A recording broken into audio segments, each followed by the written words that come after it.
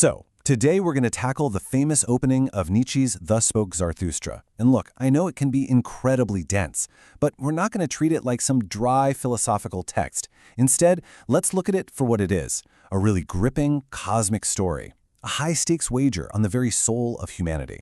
And this is the question at the absolute heart of it all. It's a huge bet on humanity itself. Are we, a bridge to something incredible, something greater? Or are we just doomed to be a kind of herd animal, happy with our little comforts and cheap entertainments? And this is what makes this framework so cool. Zarathustra coming down from his mountain, that's not just him making a choice. No, it's the test case in a massive cosmic wager. A bet between two incredibly powerful, opposing forces. And his journey, well, it's going to decide everything. Okay, so here's how we're going to break this all down. First, we'll dig into the wager itself. Then we're going to meet the two cosmic spirits who are placing the bets. After that, we'll follow our hero Zarathustra on his mission, watch him face his first big trial, and then see how that failure totally refines his entire purpose. Right. Let's start with the wager.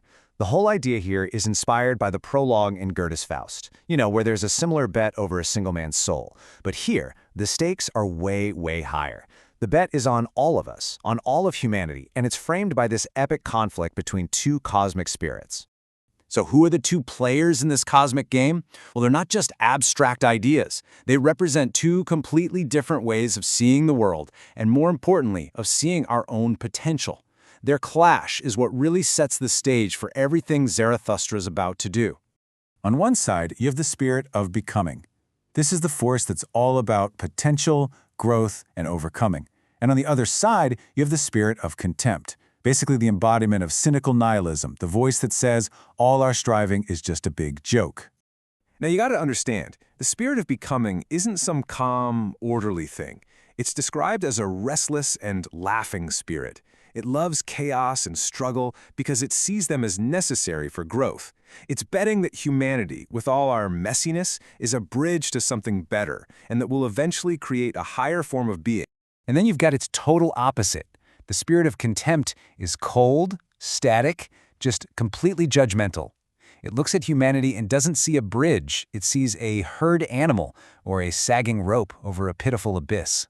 It's betting that our hero Zarathustra is going to get mocked, and that at the end of the day, people will always choose easy entertainment over the hard work of self-improvement. This table just lays out the whole conflict perfectly, doesn't it? For one spirit, our struggle is a noble process. For the other, it's a pitiful farce.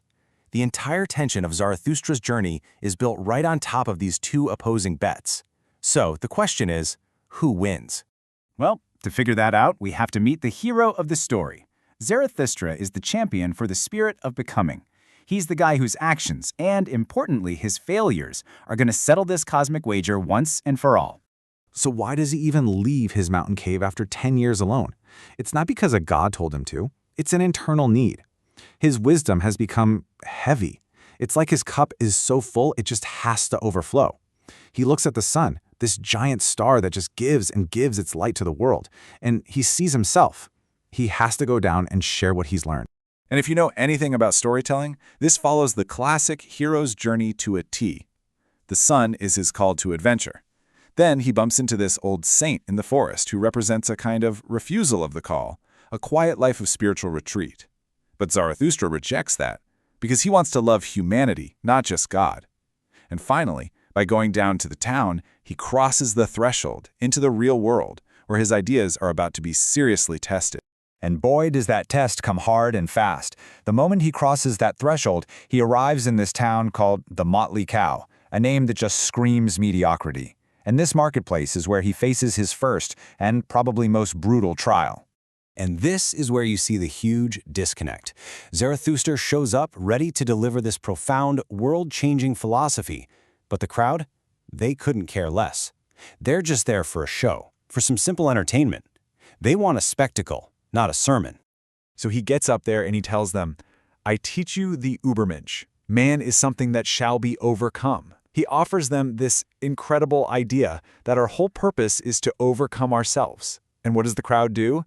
They laugh, they mock him, they have zero interest in his challenging ideas. It's incredible, because right at that moment, the tightrope walker they've all been waiting for starts his performance. and he becomes the living symbol of Zarathustra's philosophy.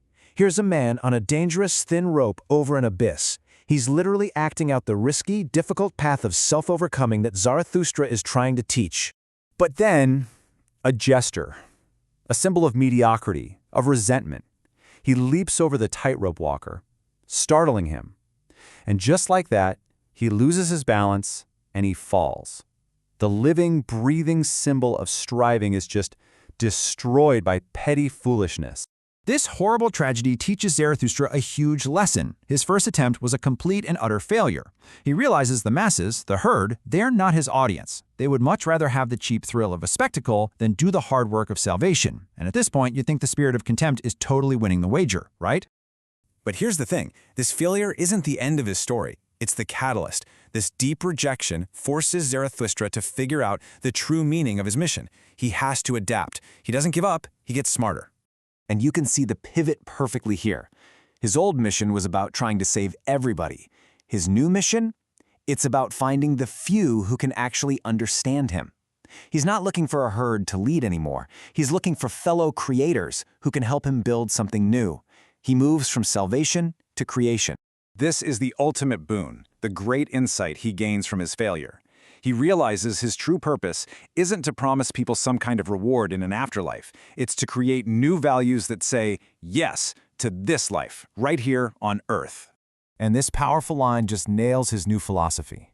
As he's comforting the dying tightrope walker, he completely rejects any idea of heaven or hell. Instead, he praises the man for his courage in his earthly struggle.